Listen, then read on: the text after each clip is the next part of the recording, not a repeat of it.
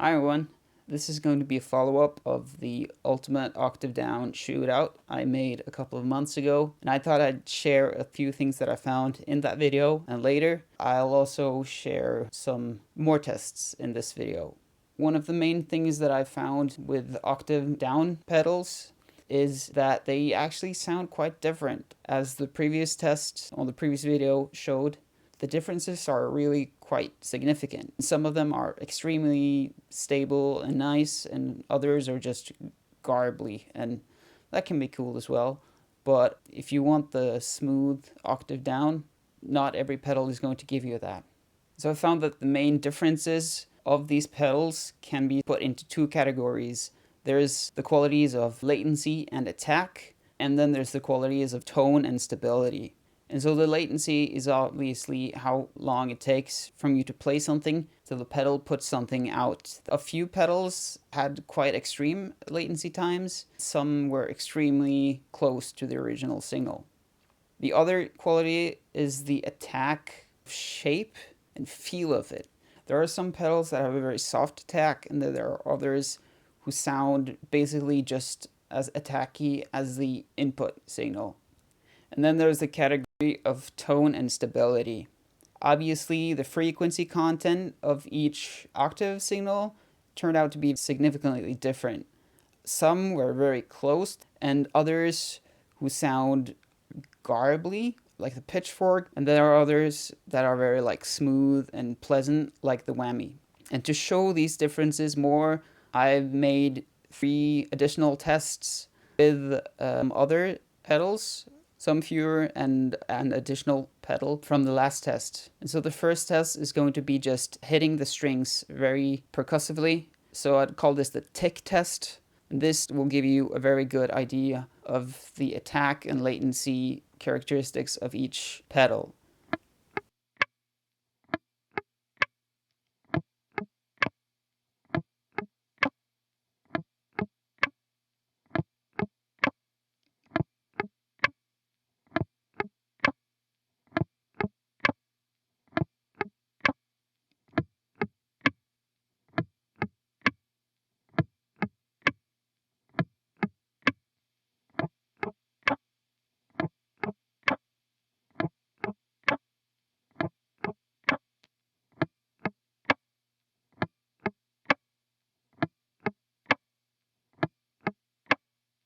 And so from the tick test, I found that there was one true outlier, and that's the Electro-Harmonix Nano Pog. It was much later than the other. It seemed to prolong the attack. The output was much longer and sort of garbled. The Boss OC5 and the Whammy were both super short. I think the OC5 sounds a bit synthetic, and the Whammy is much more true to the original signal.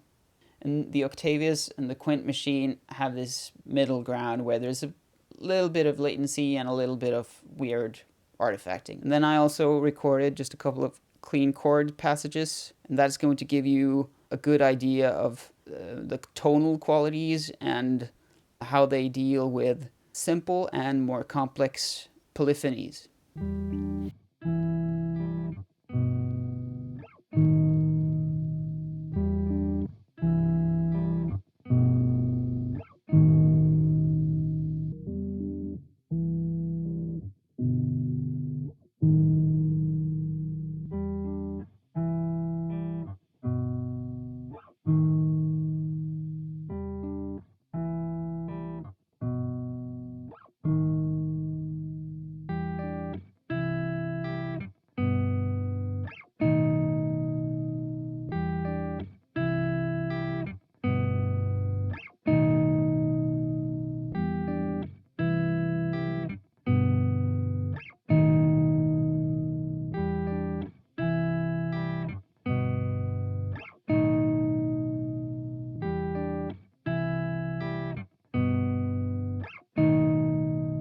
And so for the chord tests, I found that the real outlier here was the Boss OC5, and that's because of the tonality of it.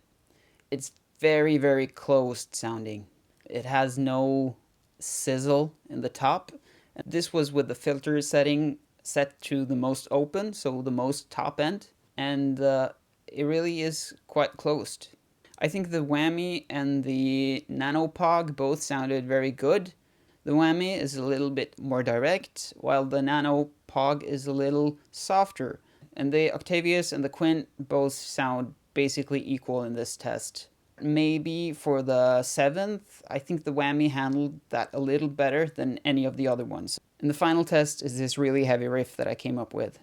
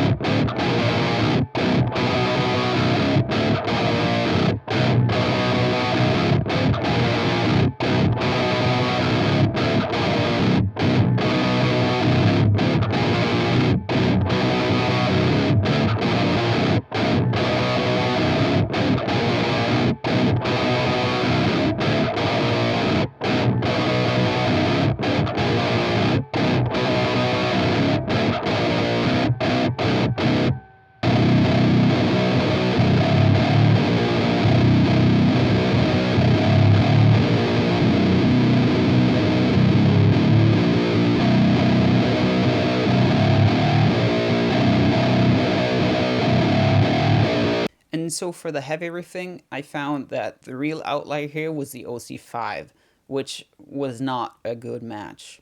It's just the tone of it is so smooth. There is no attack, there's no high end, it's just a wall of incredibly stable and precision low end, but it's very synthetic and it doesn't really sound that nice at all. I found that both the Whammy and the Nano Pog sounded really good in this setting. I especially like the top end response of the Nano Pog is actually really good for 100% wet octave down signal. As for the Octavius and the Quint, I much prefer the Octavius, and that's what I have on my board currently. The Quint sounds very similar, but it feels like it doesn't get the low notes as much as the Octavius does. And so to conclude, my favorites are the Octavius and the Whammy. Of course, the Boss OC5 has this incredibly cool analog simulated octave, which I kind of dig. So those three are the ones that I have kept. So that sums up my testing of octave down pedals for now. You might have other preferences than me. So if there's something that I haven't tested yet that you think that I should, I'll try to get my hands on it.